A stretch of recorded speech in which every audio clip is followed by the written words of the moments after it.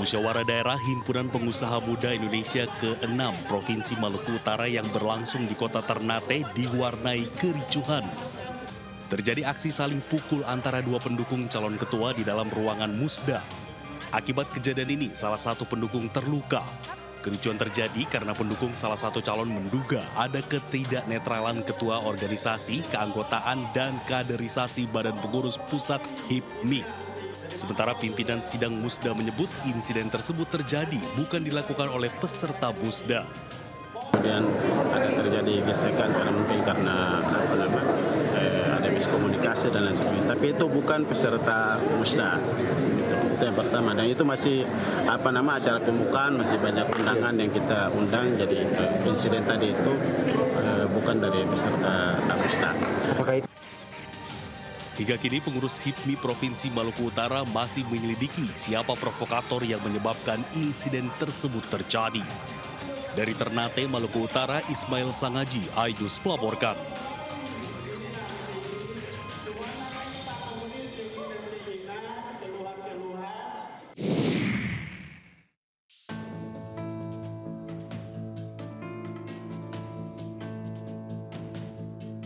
Dalam rekaman CCTV, pelaku datang ke Gang Kelurahan Sentanan, Kecamatan Keranggan, Kota Mojokerto dengan memakai daster. Dengan mudah pelaku mencuri sepeda motor yang diparkir di gang depan rumah dan langsung kabur ke arah Kota Mojokerto. Menurut keterangan korban, motor tersebut diparkir di rumah tetangga usai digunakan putranya. Motornya diketahui hilang saat putrinya hendak berangkat kerja. Korban pun mengenali pelaku dari gesturnya. Sebab terduga pelaku kerap berkunjung ke rumah saudaranya di lingkungan tersebut. Udah tahu kan. Sudah dari saya, CCTV ya? Ya, lihat CCTV itu. Sempat mediasi kabarnya, Pak? Ya, siap. Sempat mediasi sama perangkat-perangkat kelurahan gitu, Pak. Sampai sekarang? Belum ada kabar sama sekali. Kasus pencurian sepeda motor ini telah dilaporkan ke Satreskrim Polres Mojokerto Kota. Dari Kota Mojokerto, Solahuddin, iNews melaporkan.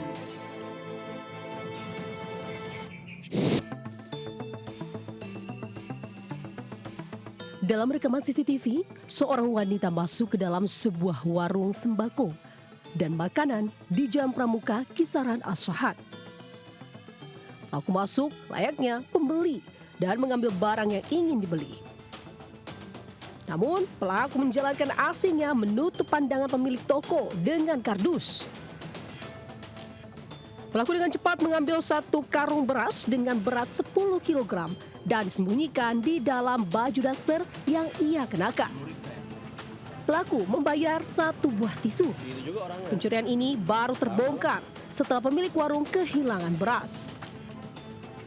Dia ambil tisu langsung dinaikannya kotak. Kotak itu kan menitip beras inilah itu pertama kali tinggal satu turunkan kotak ini dinaikkan kotak. Apa nih kenapa sih kotak ini dinaikkan ibu ini gitu?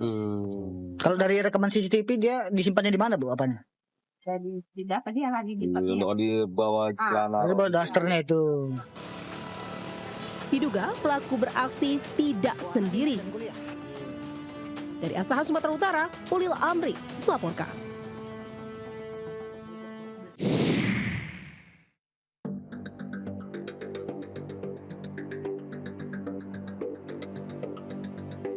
Pembobolan berangkas uang di sebuah kantor distributor makanan di kawasan Lingkar Timur, Sidoarjo dilakukan seorang pria seorang diri.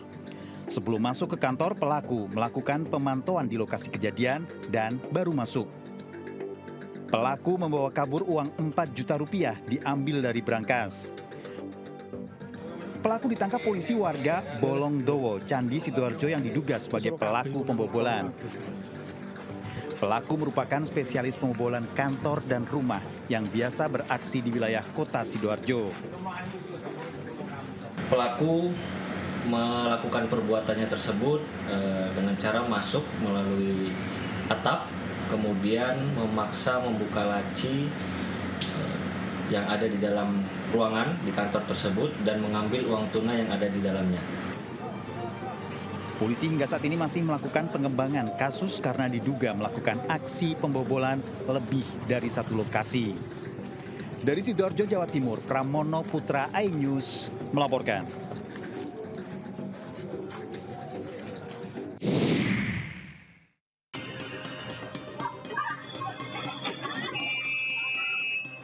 Kamera pengawas merekam aksi percobaan penjamretan terhadap seorang nenek-nenek yang sedang berkendara sepeda listrik di Jombang. Korban sedang berkendara ketika tiba-tiba didekati seorang pemotor dari belakang yang langsung berusaha menjamret kalung emas yang dikenakan korban hingga korban terjatuh. Melihat kejadian tersebut, warga langsung berdatangan dan sebagian lainnya berusaha mengejar pelaku yang kabur. Beruntung meski rusak dan putus, namun kalung emas korban terselamatkan. Awalnya istri saya ke rumah adik. Tiba-tiba istri saya kalungnya dijamret, naik sepeda listrik. Istri saya terjatuh. Meski lolos dari aksi penjamretan, namun peristiwa ini membuat korban trauma. Peristiwa ini bisa menjadi pelajaran untuk kita agar sebisa mungkin tidak mengenakan perhiasan yang mencolok saat berada di luar rumah. Dari Jombang, Jawa Timur, Mukhtar Bagus, iNews melaporkan.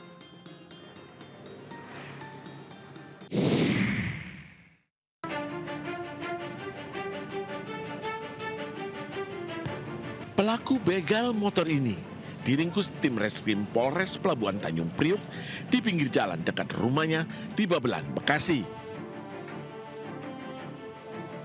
Polisi menemukan barang bukti sepeda motor korban dan satu pucuk senjata airsoft gun yang dibawa pelaku. DM bersama seorang rekannya melakukan begal motor milik security pabrik saat melintas di kawasan Marunda, Cilincing, Jakarta Utara, Selasa lalu. Pelaku mencegat korban, lalu rekannya mengambil motor korban sambil mengancam dengan celurit. Korban melawan, sehingga DF menembak korban dengan senjata airsoft gun mengenai pinggang korban. Korban juga terkena sabetan celurit di dadanya. Pelaku jumlahnya 2 orang, satu pelaku berhasil kita amankan, satu pelaku masih berstatus DPO ya. Jadi satu orang pelaku ini berperan sebagai pengendara, driver yang berhasil kita amankan ini inisial atas nama DF, itu usia 25 tahun, berhasil kita amankan perannya sebagai pengendara atau driver. Driver ini menentukan mana targetnya. Satu pelaku masih dalam pengejaran dan pelaku kini ditetapkan menjadi tersangka dijerat pasal 365 KUHP tentang pencurian dengan kekerasan dan diancam 12 tahun penjara. Dari Jakarta, Sofyan Firdaus, iNews melaporkan.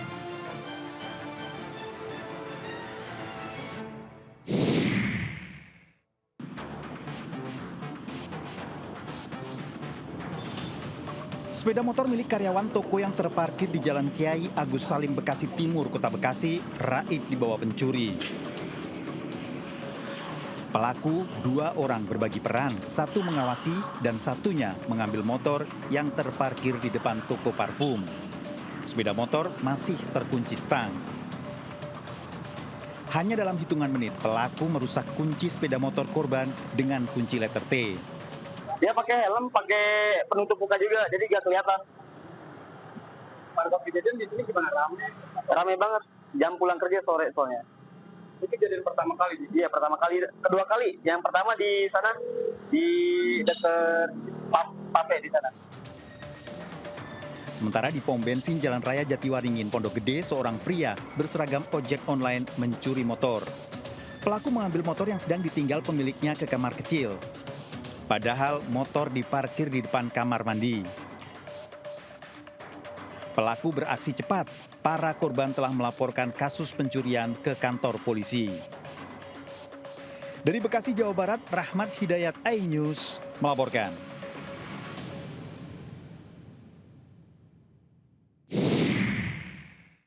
Di bawah itu? Itu kena juga grup kita katanya. Woi, aman.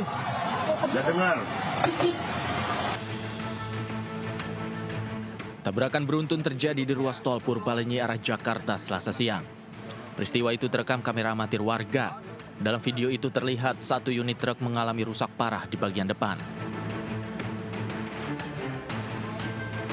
Kecelakaan ini melibatkan beberapa kendaraan seperti truk, mobil travel, dan mobil pribadi. Sementara akibat kecelakaan ini, arus lalu lintas di ruas tol Purbalenyi macet parah. Di sisi lain, petugas mulai mengevakuasi korban kecelakaan. Belum diketahui jumlah korban dan kronologi kecelakaan ini terjadi. Namun kecelakaan beruntun ini membuat arus lalu lintas di tol Purbalenyi arah Jakarta macet parah. Tim Liputan iNews melaporkan.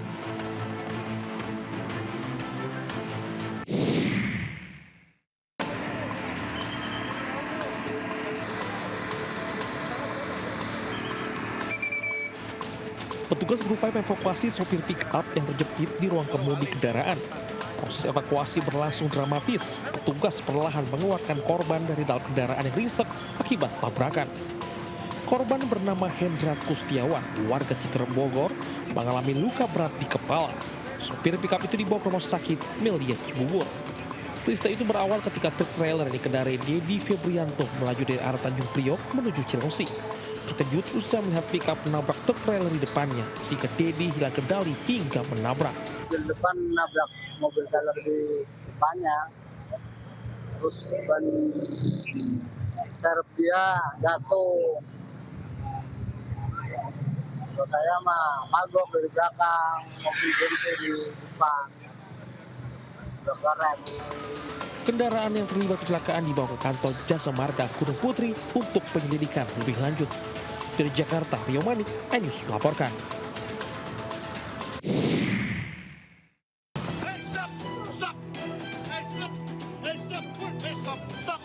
Polisi bersama dengan warga menangkap warga negara Prancis berinisial KAS berusia 35 tahun di kawasan Pantai Batu Bolong, Canggu, Kuta Butara, Badung, Bali. Berawal saat personel Satlantas Polres Badung bersama Polsek Kuta Utara melaksanakan pengaturan lalu lintas terkait pengamanan kunjungan salah satu menteri ke wilayah Kuta Utara. Perhatian petugas tertuju pada seorang pemotor warga negara asing yang berkendara secara ugal-ugalan dan menunjukkan gerak-gerik mencurigakan. Pelaku menolak saat hendak diperiksa dan kabur menuju Pantai Batu Bolong. Petugas gabungan melakukan pengejaran dan berhasil menangkap pelaku. Saat penggeledahan, pelaku sempat menendang petugas. Petugas berhasil menemukan ganja cair dan klip plastik yang diduga kokain di kantong celana pelaku. Pelaku QAS sempat menendang salah seorang anggota kita, yaitu Panit Reskrim Polsek Kuta Utara, dan kemudian berhasil diamankan. Dengan tindakan tegas tersebut, masih berusaha juga untuk melarikan diri dan bahkan melakukan perlawanan sehingga memicu kemacetan bahkan perhatian warga. Dari pengembangan kasus, polisi berhasil menyita hampir 5 gram kokain, ganja cair, dan 147 pot vape yang belum terisi cairan, serta seorang warga negara Amerika Serikat berinisial KRL yang tinggal serumah dengan pelaku dan turut sebagai pengguna narkotika. Keduanya saat ini tengah menjalani pemeriksaan intensif di Polres Badung.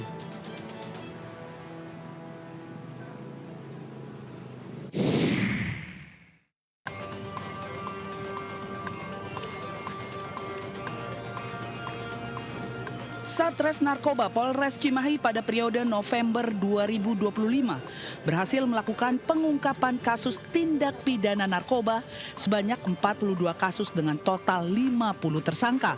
Salah satunya seorang perempuan yang juga residivis kasus narkoba dengan nama panggilan Tante Ola.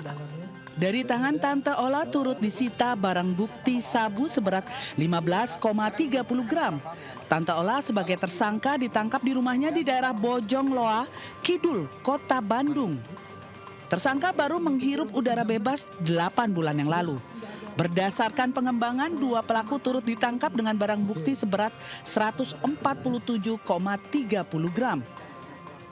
Dari hasil pengembangan terhadap saudari TY, 41 tahun ini, diamankan kembali kurang lebih 1,5 on atau 150 gram sabu dari tersangka pelaku inisial DM dan DI.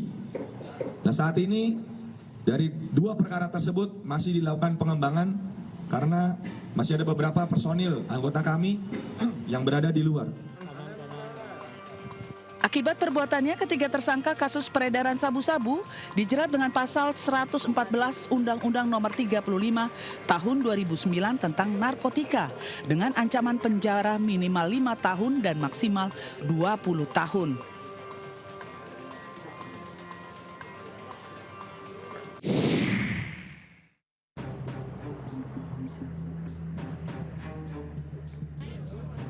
Suasana duka menyelimuti keluarga AM, seorang siswi SMP berusia 12 tahun yang menjadi korban kebrutalan seorang preman penjaga pasar berinisial LH. Gadis kecil itu ditikam saat tengah bermain handphone di depan rumahnya pada 27 Oktober 2025 lalu. Korban yang kritis sempat menjalani perawatan intensif di 2 rumah sakit selama 1 bulan, hingga akhirnya dinyatakan meninggal dunia akibat luka tikaman yang dialami. Sementara pelaku yang sempat buron selama 2 hari telah ditangkap tim Resmob Satreskrim Polres Muna di Pasar Laino. Dalam pemeriksaan, pelaku yang berusia 53 tahun itu mengaku menikam korban karena sakit hati, lantaran korban enggan menuruti kemauan pelaku untuk diajak jalan. Untuk motifnya, kami terungkap dalam berkas perkara bahwa tersangka ini sakit hati dengan korban karena korban ini sudah tidak mau lagi bergaul dengan korban dan tidak mau lagi mengikuti perintah-perintah dari pelaku. Polisi kini mendalami dugaan perencanaan penikaman yang mengakibatkan korban meninggal dunia hingga pelaku akan dikenakan pasal berlapis. Dari Kabupaten Muna, Sulawesi Tenggara, Andi Eba, iNews melaporkan.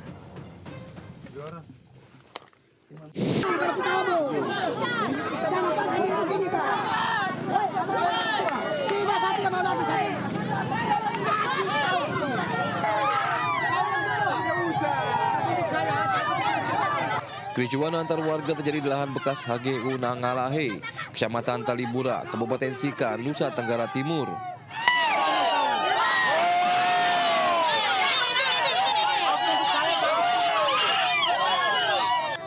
Masyarakat adat yang bermukim di lahan ini mengadang puluhan kendaraan alat berat milik perusahaan Krisrama yang hendak masuk untuk membersihkan lahan. Kemarahan warga memuncak usai mengetahui sejumlah pohon di lahan ini ditebang oleh pihak perusahaan. Aksi saling lempar batu dan busur panah pun tak terhindarkan dan menyebabkan sejumlah karyawan perusahaan terluka.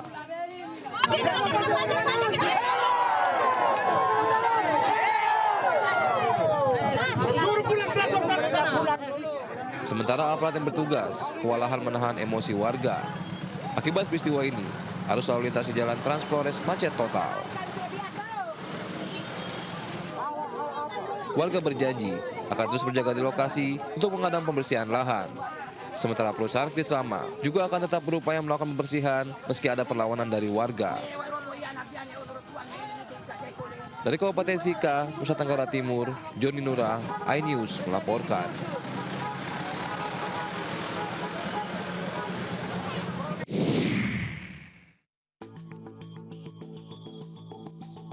Terekam CCTV, sejumlah pemuda menggunakan sepeda motor mendatangi lokasi dan melakukan penyerangan secara brutal sambil membawa senjata tajam.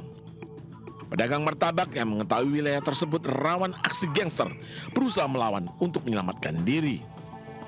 Saat berusaha melawan, geng motor ini langsung kabur. Setelah peristiwa itu, polisi memeriksa rekaman CCTV dan meminta keterangan saksi dan korban pedagang martabak. Akibat serangan ini, korban alami trauma. Awalnya lagi pada ngobrol, terus tiba-tiba langsung datang sekitar 8 motor, DP3, hampir 20 orang lebih, langsung keluarin itu saja. Kini polisi masih memburu para pelaku dan mendalami dugaan keterlibatan geng motor dalam penyerangan tersebut. Dari Bandung, Jawa Barat, Yanuar Candika, iNews melaporkan.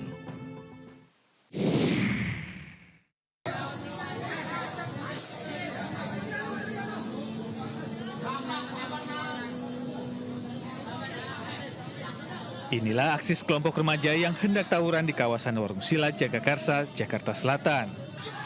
Polisi yang datang ke lokasi berhasil menangkap belasan remaja berikut senjata tajam jenis celurit bermacam ukuran. Usai diperiksa dan didata, para remaja yang kebanyakan berstatus pelajar dipertemukan dengan orang tua dan gurunya. Tangis orang tua pecah saat anaknya minta maaf.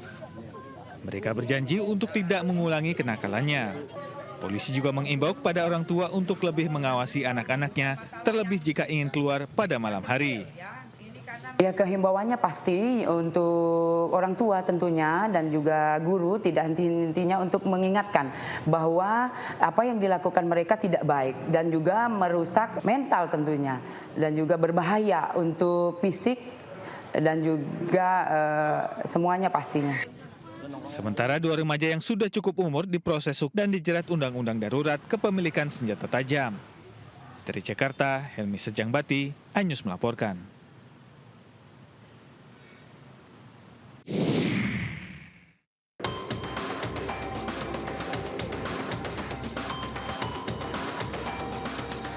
Dalam rekaman CCTV di Masjid Wirokerten, Bangun Tapan, Bantul, Yogyakarta, seorang pria mencuri uang di kotak amal dengan memancing. Kejadian ini diketahui warga. Karena merasa curiga, warga memberitahu ke pengurus RT. Namun, ketika sampai di masjid, orang yang dicurigai sudah tidak ada. Warga melakukan pencarian dan berhasil menemukan seorang pria tengah menghitung uang curian. Pelaku diamankan warga setelah ditunjukkan hasil rekaman CCTV. Pelaku mengakui telah mengambil sejumlah uang di kotak infak masjid. Pelaku diserahkan warga pada polisi. Kan pernah masuk ke dalam dulu. Jadi itu teman waktu di dalam gitu? Tahu kasusnya begitu. Sudah berapa kali di penjara? 2 kali. Pelaku mengakui telah melakukan di beberapa masjid.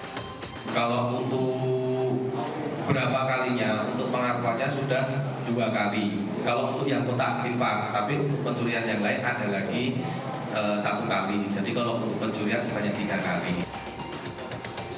Pelaku mengakui telah melakukan di beberapa masjid. Tersangka terancam hukuman 7 tahun penjara. Dari Bantul, Yogyakarta, Trisna Purwoko melaporkan.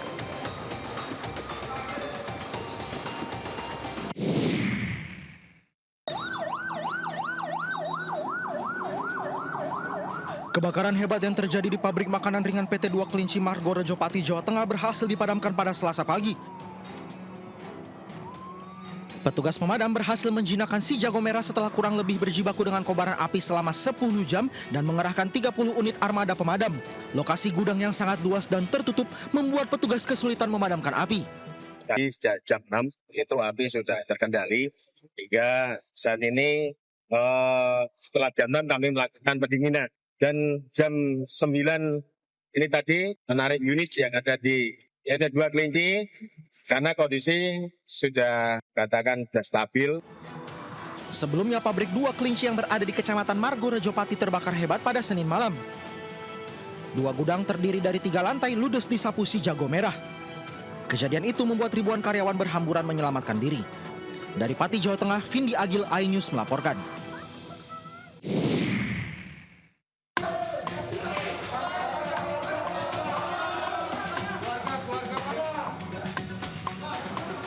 Warga digegerkan dengan penemuan 3 jasad satu keluarga yang terdiri dari ayah, ibu, dan anak di sebuah rumah di kawasan Pasar 4 Barat, Kecamatan Medan Marelan, Kota Medan.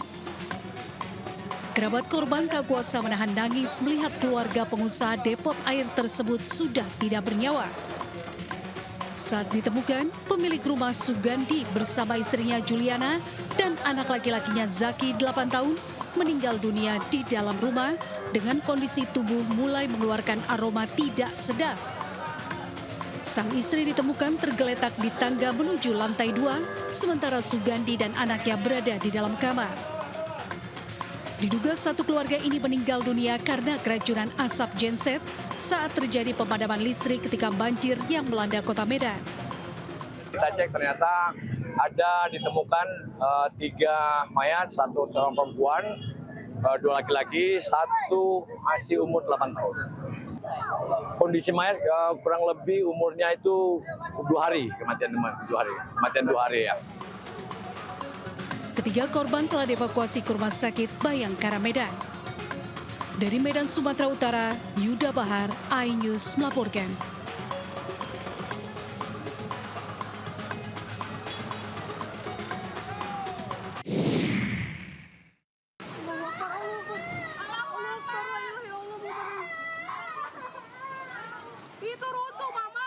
Inilah detik-detik tembok pagar rumah warga ambruk diterjang banjir di Kampung Sekerandaru, Desa Mekar Rahayu, Kecamatan Margasi, Kabupaten Bandung, Jawa Barat. Tak hanya itu, derasnya arus banjir juga menyeret 2 mobil minibus sejauh 300 meter hingga 1 minibus terperosok ke dalam sungai. Sedangkan 1 minibus lain yang terseret banjir masih dalam pencarian warga. Warga pun bergotong royong menarik minibus yang tersangkut di aliran sungai. Peristiwa ini terjadi usai kawasan Kabupaten Bandung diguyur hujan dengan intensitas tinggi hingga membuat Sungai Cicukang meluap. Tiba-tiba mendengar suara blub gitu.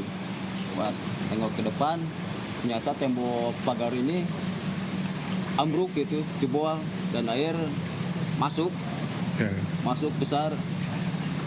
Di situ kan ada mobil 2 ke bawah. Tidak ada korban jiwa dalam musibah ini, namun kerugian mobil ditaksir mencapai ratusan juta rupiah. Dari Kabupaten Bandung, Jawa Barat, Yuan Pangestu melaporkan.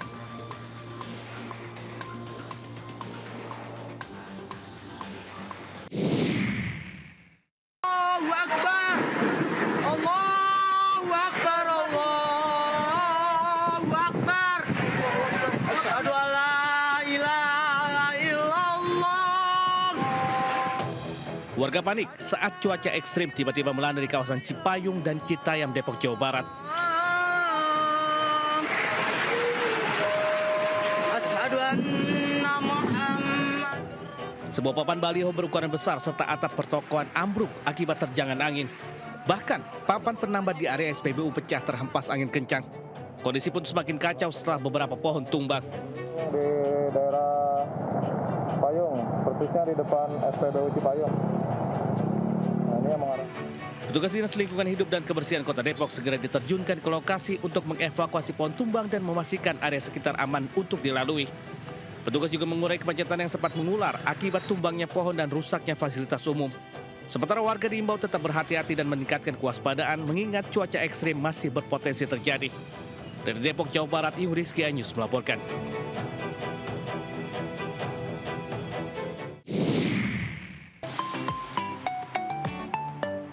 Wakil Ketua Panitia HUT ke-36 MNC Group Jessica Tanusudibyo bersama jajaran direksi MNC Group mengunjungi Bazar UMKM MNC Fest 2025 di pelataran MNC Tower Kebon Sirih, Jakarta Pusat. Bazar yang menghadirkan lebih dari 100 tenan UMKM dengan beragam produk kuliner Nusantara ini bertujuan memberikan ruang bagi para pelaku UMKM untuk memperkenalkan dan memasarkan produk mereka secara lebih luas. Kehadiran Bazar UMKM MNC Fest ini disambut antusias karyawan MNC Group yang merasa terbantu untuk mencari makanan serta membantu meningkatkan perekonomian pelaku UMKM. Acara ini sangat membantu karyawannya untuk mencari makan siang, soalnya banyak nih makanannya. Tadi juga saya sempat beli makanan freshnya enak. So far so good ya, trafiknya dapat banget. Terus banyak comments juga dari customer, macanya enak, ada yang unik juga, kita ada Mont Blanc matcha, terus orang-orang pada bilang unik gitu, ada yang cobain juga, katanya juga enak. Melalui kegiatan ini MNC Group berharap dapat mendorong pertumbuhan bisnis UMKM sekaligus memperkuat ekonomi lokal. Tim Liputan iNews melaporkan.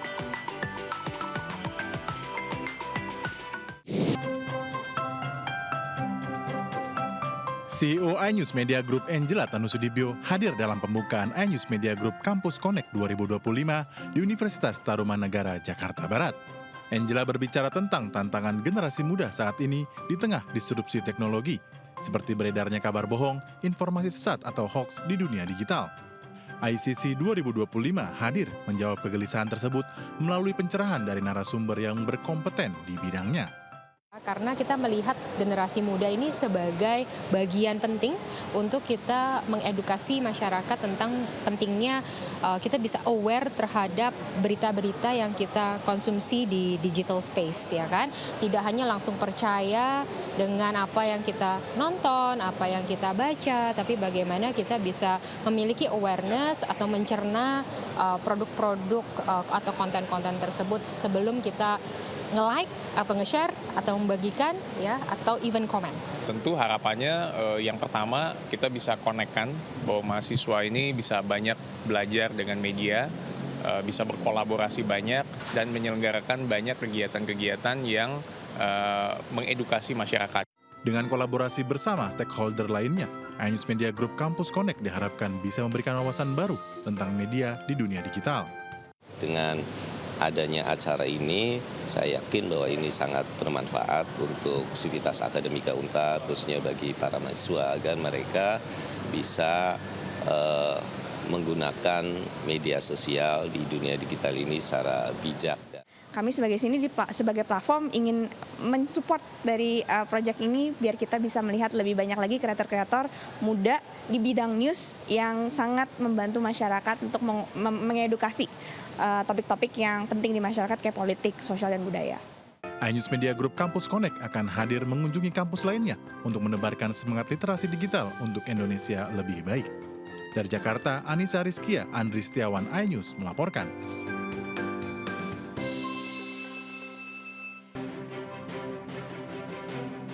Arah kebijakan ekonomi nasional, optimisme proyeksi pertumbuhan ekonomi menjadi landasan Krista Exhibition menggelar forum strategi yang mempertemukan pelaku usaha, pembuat kebijakan, dan juga investor. Penyelenggaraan Business Trade and Tourism Investment Business Forum yang ketiga kalinya ini bertema Indonesia Economic Outlook 2026, Strategi Partnership for Business Trade and Tourism Investment ini menegaskan komitmen Krista Exhibition dalam penyediaan platform kolaboratif yang mendalam untuk dapat berkomunikasi mengenal arah ekonomi Indonesia di tahun 2026. Bahwa Indonesia adalah negara yang mampu untuk mensuplai setiap kebutuhan mulai dari industri makanan minuman, pertanian, pengolahan, perikanan, kita juga memerlukan teknologi seperti teknologi pengolahannya maupun komunikasi lebih lanjut, lebih detail, dan ini merupakan langkah awal untuk maju bersama antara negara yang satu dengan lain, dengan kita Indonesia.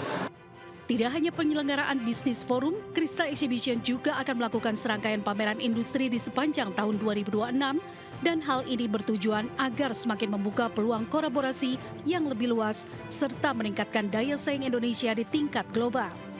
Dari Jakarta, Rizky Anwardi, iNews melaporkan.